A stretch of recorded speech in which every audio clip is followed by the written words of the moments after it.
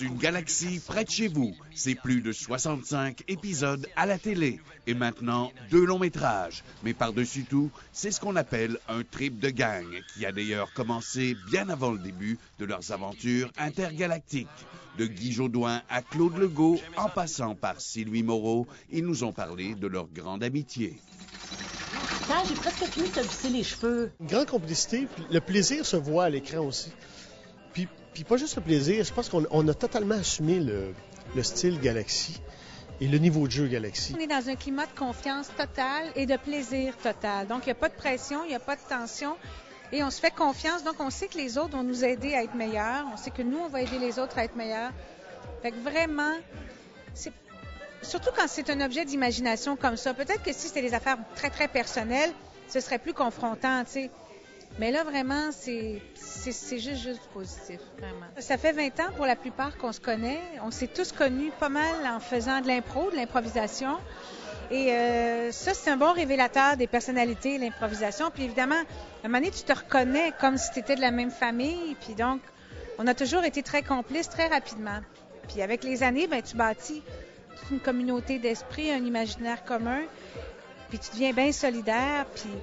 Puis là, ce qui est le fun en vieillissant, c'est d'apprécier encore plus les humains, tu sais, pas juste parce qu'ils sont drôles, pas juste mais parce que c'est des bons humains, tu sais, c'est des bons amis. Fait que ça, c'est vraiment ce qui vient d'apparaître, je trouve, là, depuis peut-être 2 ans, là, c'est que là, on se dit plus qu'on s'aime, on est moins gênés parce qu'on a vieilli. Puis ça, c'est bien émouvant, je trouve, c'est bien fort. Moi. Serge, vous, celui qui rouille, là. Psychopop, la la la. C'est pas de la psychologie populaire, ça! C'est de la psychologie et c'est très populaire. Quand vient le temps de le faire sérieusement, on s'organise et on le fait très sérieusement. Mais dès qu'on a un espace pour déconner, on déconne, c'est sûr. Ça fait partie de notre dynamique. On est très professionnels. On rit quand c'est le temps. On niaise quand c'est le temps, entre les 2 prises. Mais quand on tourne, on fait ce qu'il faut, en fait. Et le niaisage nous permet d'inventer aussi. Donc, on s'en sert. C'est jamais gratis. C'est aussi une façon de se réchauffer aussi, de se mettre dans ce bouillon-là. Parce que dans la série, c'est ce qu'on faisait tout le temps. Quand on a à placer une scène, c'est là qu'on a le moment de libre. On improvise, on déconne, on place la scène, puis après ça, c'est fini, elle est placée, ça va être comme ça qu'on l'a fait. Mais on se laisse toujours une latitude de pouvoir déconner et dégénérer dessus pour trouver d'autres affaires. C'est sûr que si vous aviez déjà trouvé la planète qui faisait l'affaire, on n'aurait pas ce problème-là aujourd'hui. Ouh, je sens beaucoup de tension dans l'air. OK, tout le monde, un petit cri primace. Non.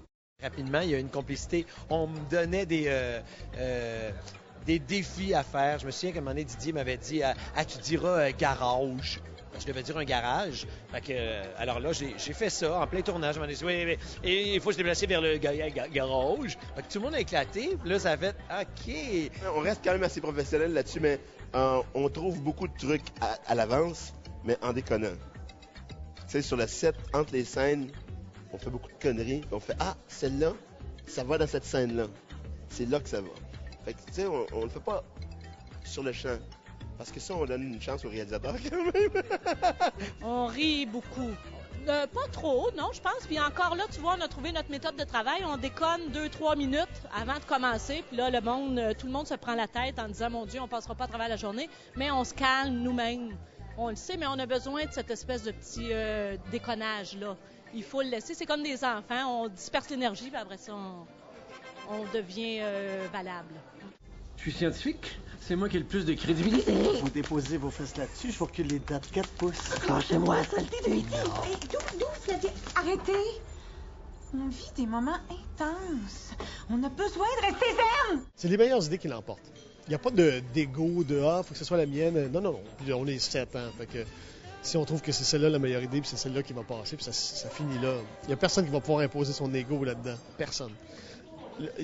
On est 7 personnages, mais il y a un personnage qui prime, c'est l'équipage. Puis c'est tout. C'est l'équipage avant tout. Puis après ça, c'est le gag est toujours au service de l'équipage, puis au service de l'action. Puis c'est comme ça qu'on l'assume. Moi, quand Didier, on est ensemble, c'est atroce les conneries qu'on fait. On fait des conneries bien slapstick, on s'arrache la tête, on se bat, on fait ça d'affaires. Puis quand Guy rencontre Stéphane Crête, là, c'est épouvantable. C'est assez épouvantable. Stéphane, c'est parce qu'il est traître. Il est traître, il fait tout pour que tu décroches au mauvais moment. Ou c'est vraiment un salaud là-dessus. Il est vraiment un salaud. Il est vraiment vicieux. C'est son personnage. Ouais, c'est vraiment le plus vicieux de tous. Hier matin, Bob se préparait à aller prendre sa douche. Je me suis dit, je vais aller tendre de la cire liquide dans le fond du bain, qu'il prenne une débarque puis qu'il fasse une commotion cérébrale. J'ai même pas eu la force de le faire.